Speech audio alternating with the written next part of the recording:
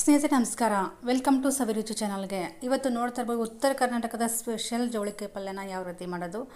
ರೊಟ್ಟಿ ಜೊತೆಗೆ ಆಗಿರ್ಬೋದು, ಚಪಾತಿ ಆಗಿರ್ಬೋದು, ಎಲ್ಲ ಥರಕ್ಕೂ ಹೊಂದ್ಕೊಳ್ಳುವಂತಹ ಒಂದು ಪಲ್ಯ ಜವಳಿಕಾಯಿ ಪಲ್ಯನ. ಅದು ನಮ್ಮ ಉತ್ತರ ಕರ್ನಾಟಕದಲ್ಲಿ ಸ್ಪೆಷಲ್ಲಾಗಿ ಮಾಡ್ತೀವಿ. ಅದು ಯಾವ ರೀತಿ ಅಂತ ನೀವು ನೋಡ್ಕೊಂಬನ್ನಿ. ತುಂಬ ರುಚಿಯಾಗುತ್ತೆ, ತುಂಬ ಘಮ ಘಮ ಬರುತ್ತೆ ಈ ರೀತಿ ಮಾಡೋದ್ರಿಂದ. ತುಂಬ ಜನ ಮಾಡ್ತಾರೆ, ಬಟ್ ಕೆಲವೊಂದು ಮಿಸ್ಟೇಕ್ಗಳು ಇರುತ್ತೆ. ಮತ್ತು ಒಂದೊಂದು ಕಡೆ ಒಂದು ರೀತಿಲಿ ಮಾಡ್ತಾರೆ. ಅದನ್ನು ನಾವು ಉತ್ತರ ಕರ್ನಾಟಕದಲ್ಲಿ ಯಾವ ರೀತಿ ಮಾಡ್ತೀವಿ ಅಂತ ನೋಡ್ಕೊಂಡು ಬರೋಣ. ತುಂಬ ರುಚಿಯಾಗುತ್ತೆ. ಬಿಸಿ ರೊಟ್ಟಿ ಮತ್ತು ಬಿಸಿ ಚಪಾತಿಗೆ ಅಂದರೂ ಸೂಪರಾಗಿರುತ್ತೆ. ಸ್ನೇಹಿತರೆ, ಇವಾಗ ನಾನಿಲ್ಲಿ ಹಸಿಮೆಣ್ಸಿಕಾಯಿನ ಹುರ್ಕೊತಾ ಇದ್ದೀನಿ. ಇದು ನಾವು ಕಟ್ ಮಾಡಿ ಹಾಕೋದ್ರಿಂದ ಅಷ್ಟೊಂದು ಟೇಸ್ಟ್ ಆಗೋಲ್ಲ. ಇಲ್ಲಿ ಹಸಿಮೆಣ್ಸಿಕಾಯಿನ ನಾನಿಲ್ಲಿ ಹುರಿದು ಪೇಸ್ಟ್ ಮಾಡಿಕೊಂಡು ಪಲ್ಯಕ್ಕೆ ಹಾಕ್ತೀನಿ. ಇವಾಗ ಸ್ವಲ್ಪ ಆಯಿಲ್ ಹಾಕಿಬಿಟ್ಟು ಮೆಣ್ಸಿಕಾಯಿನ ಚೆನ್ನಾಗಿ ಹುರ್ಕೊತೀನಿ. ಇದು ಫುಲ್ ಸ್ಟ್ರಾಂಗ್ ಇದೆ, ಸ್ವಲ್ಪ ನೋಡ್ಕೊಂಬಿಟ್ಟು ನೀವು ಖಾರನ ಬಳಸಬೇಕಾಗತ್ತೆ. ಕಟ್ ಮಾಡೋದಕ್ಕಿಂತ ಈ ರೀತಿ ಪೇಸ್ಟ್ ಮಾಡಿ ಹಸಿಮೆಣ್ಸಿಕಾಯಿ ಹಿಂಡಿ ಹಾಕೋದ್ರಿಂದ ಎಷ್ಟು ಟೇಸ್ಟ್ ಆಗುತ್ತೆ ಅಂದರೆ ತುಂಬ ಟೇಸ್ಟ್ ಆಗುತ್ತೆ. ನೋಡ್ಕೊಂಡು ಬನ್ನಿ, ನೀವು ಕೂಡ ಗೊತ್ತಾಗುತ್ತೆ ಪಲ್ಯ ಯಾವ ರೀತಿ ಬಂದಿದೆ ಅಂತ. ನೋಡ್ತಿರ್ಬೋದು. ಸ್ವಲ್ಪ ಆಯಿಲ್ ಹಾಕಿಬಿಟ್ಟು ಈ ರೀತಿ ಚೆನ್ನಾಗಿ ಫ್ರೈ ಮಾಡ್ಕೊತಾ ಇದ್ದೀನಿ. ಸ್ನೇಹಿತರೆ, ಯಾರೆಲ್ಲ ಸವಿರುಚಿ ಚಾನಲ್ಗೆ ಹೊಸದಾಗಿ ನೋಡ್ತಾ ಇದ್ದರೆ ಪ್ಲೀಸ್ ಸಬ್ಸ್ಕ್ರೈಬ್ ಮಾಡ್ಕೊಂಡು ನೋಡಿ. ಪಕ್ಕದಲ್ಲಿರುವಂಥ ಬೆಲ್ಲೈಕನ್ನ ಪ್ರೆಸ್ ಮಾಡಿದರೆ ಹಾಲ್ ಅಂತ ಸೆಲೆಕ್ಟ್ ಬರುತ್ತೆ. ಆವಾಗ ನಾನು ಹಾಕಿರೋಂಥ ಪ್ರತಿ ಒಂದು ವಿಡಿಯೋಸು ನಿಮಗೆ ನೋಟಿಫಿಕೇಷನ್ ಬರುತ್ತೆ. ಸಡನ್ನಾಗಿ ನನ್ನ ಒಂದು ವಿಡಿಯೋನ ವಾಚ್ ಮಾಡ್ಬೋದು. ಇದು ಕಂಪ್ಲೀಟಾಗಿ ಹುರಿದಾಗಿದೆ. ಇದನ್ನು ಫಸ್ಟು ಪೇಸ್ಟ್ ಮಾಡ್ಕೊಂಬಂದ್ಬಿಡೋಣ.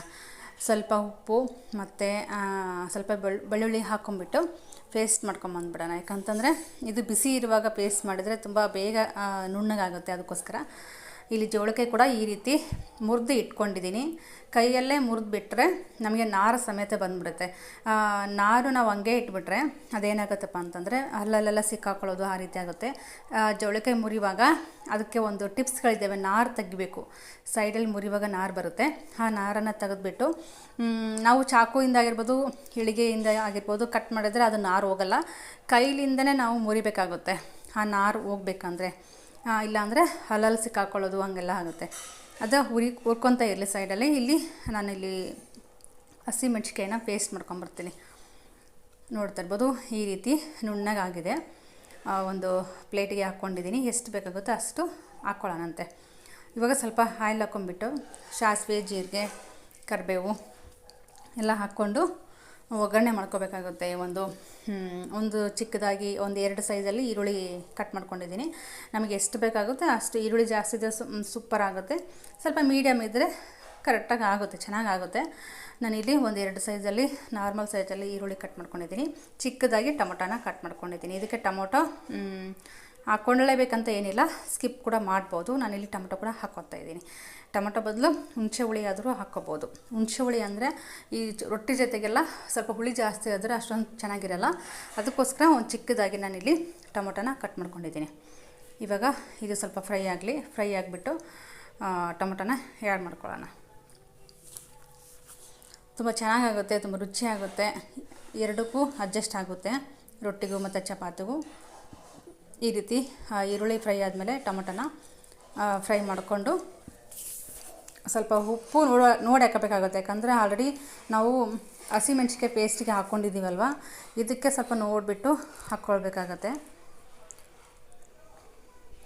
ಅದು ಸ್ವಲ್ಪ ಉಪ್ಪು ಹಾಕ್ಕೊಂಡ್ರೆ ಅಂದರೆ ಖಾರ ಜಾಸ್ತಿ ಇದ್ದಾಗ ಸ್ವಲ್ಪ ಲೈಟಾಗಿ ಜಾಸ್ತಿ ಉಪ್ಪು ಹಾಕ್ಕೊಂಡ್ರೆ ಕರೆಕ್ಟಾಗಿ ಆಗುತ್ತೆ. ಬಟ್ ಖಾರ ಜಾಸ್ತಿ ಇದ್ದಾಗ ಉಪ್ಪು ಕಡಿಮೆ ಹಾಕ್ಕೊಂಡ್ರೆ ಖಾರ ಖಾರ ಅನಿಸುತ್ತೆ.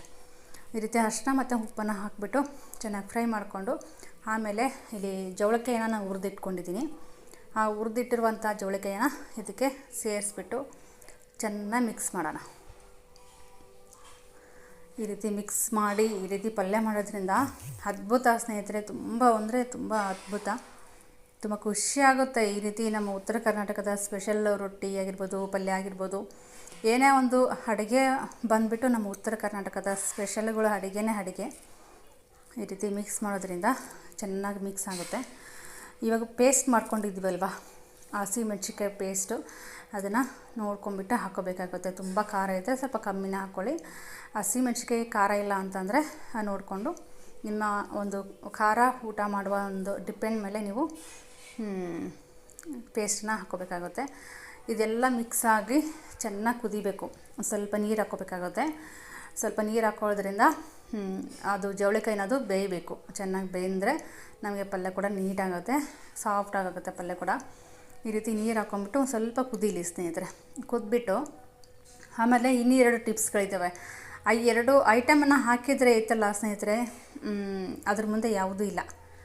ತುಂಬ ಅಂದರೆ ತುಂಬ ರುಚಿಯಾಗುತ್ತೆ. ಇದು ಶೇಂಗಾ ಪೌಡರ್ ಅಂತ, ಹುರಿದ್ಬಿಟ್ಟು ಶೇಂಗಾ ಪೌಡರ್ ಇದು ಮಾತ್ರ ಎನಿ ಟೈಮ್ ಇದ್ದೇ ಇರುತ್ತೆ ನಮ್ಮ ಮನೇಲಿ. 2 ಇದು ಒಂದು, ಈ ಶೇಂಗಾ ಪೌಡರ್ ಒಂದು, ಮತ್ತು ಗುರಳ್ ಪುಡಿ ಅಂತ.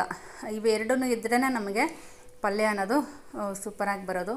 ಇವೆರಡೂ ಹಾಕಿಲ್ಲ ಅಂತಂದರೆ ಅವತ್ತಿನ ದಿನ ಪಲ್ಯ ಅಂತ ಅನಿಸ್ಕೊಳ್ಳೋದೇ ಇಲ್ಲ. ಆ ರೀತಿ ಇವೆರಡು ಮೇನ್ ಇಂಪಾರ್ಟೆಂಟು ನಮ್ಮ ಕಡೆ. ಇದು ಇಲ್ಲ ಅಂತ ದಿನಗಳೇ ಇಲ್ಲ. ಒಂದೊಂದು ಸರಿ ಆಗ ರೀತಿ ಅಡ್ವಾನ್ಸಾಗಿ ಒಂದು 15ರಿಂದ 20 ದಿನಕ್ಕಾಗುವಷ್ಟು ರೆಡಿ ಮಾಡಿ ಇಟ್ಕೊಂಡಿರ್ತೀವಿ. ಮತ್ತು ಖಾಲಿ ಆಯಿತು ಅಂದರೆ ಮತ್ತೆ ರೆಡಿ ಮಾಡಿ ಇಟ್ಕೊಂಡಿರ್ತೀವಿ. ಇವಾಗ ಎರಡೂ ಮಿಕ್ಸ್ ಮಾಡಿದೆ ಆಯ್ತವಲ್ಲ, ಇದು ಸ್ವಲ್ಪ ಶೇಂಗಾ ಪುಡಿ ಹಾಕಿರೋದ್ರಿಂದ ಸ್ವಲ್ಪ ಗಟ್ಟಿಯಾಗುತ್ತೆ. ಇನ್ನೂ ಸ್ವಲ್ಪ ನೀರು ಹಾಕ್ಕೊಂಬಿಟ್ರೆ ಇನ್ನೂ ಚೆನ್ನಾಗಿ ಕುದಿಯುತ್ತೆ. ಇವಾಗ ನೋಡ್ತಾ ಇರ್ಬೋದು ಸ್ವಲ್ಪ ಗಟ್ಟಿ ಆಯಿತು. ಇನ್ನೊಂದು ಚೂರು ನೀರು ಹಾಕ್ಕೊಂಬಿಡೋಣ. ನೀರು ಹಾಕ್ಕೊಳ್ಳೋದ್ರಿಂದ ಇನ್ನು ಬೇಯಬೇಕಲ್ವ ಜವಳಿಕಾಯಿ ಅನ್ನೋದು, ಬೆಂದರೆ ಇನ್ನೂ ರುಚಿಯಾಗುತ್ತೆ. ನೋಡಿದ್ರಲ್ವ ನಮ್ಮ ಉತ್ತರ ಕರ್ನಾಟಕದ ಸ್ಪೆಷಲ್ ಜವಳಿಕಾಯಿ ಪಲ್ಯ, ಜೋಳದ ರೊಟ್ಟಿ ತುಂಬ ರುಚಿಯಾಗುತ್ತೆ. ನೀವು ಕೂಡ ಒಂದ್ಸರಿ ಮಾಡ್ಕೊಂಡು ತಿಂದ್ವಿ ಅಂತ ಅಂದ್ಬಿಟ್ಟು ನೀವು ಒಂದು ಕಮೆಂಟ್ ಮೂಲಕ ತಿಳಿಸಿದ್ರೆ ಮಾತ್ರ ನಮಗೆ ಖುಷಿ ಆಗುತ್ತೆ. ಇವಾಗ ನಾವಿಲ್ಲಿ ಊಟ ಮಾಡ್ತಿದ್ದೀವಿ. ಬಿಸಿ ರೊಟ್ಟಿ ಜೊತೆಗೆ ಬಿಸಿ ಜವಳಿಕಾಯಿ ಪಲ್ಯ ಊಟ ಮಾಡೋದ್ರಿಂದ ವಾವ್, ಹೆಲ್ದಿ ಕೂಡ, ಆರೋಗ್ಯಕರ ಒಂದು ಊಟ ಅಂತಲೇ ಹೇಳ್ಬೋದು. ಬೆಳಿಗ್ಗೆ ನಾಷ್ಟಕ್ಕಂತೂ ಮಾಡಿಸಿದ ರೆಸಿಪಿ ಅಂತಲೇ ಹೇಳ್ಬೋದು. ನೋಡಿದ್ರಲ್ವ ಯಾವ ರೀತಿ ಬಂದಿದೆ ಅಂತ.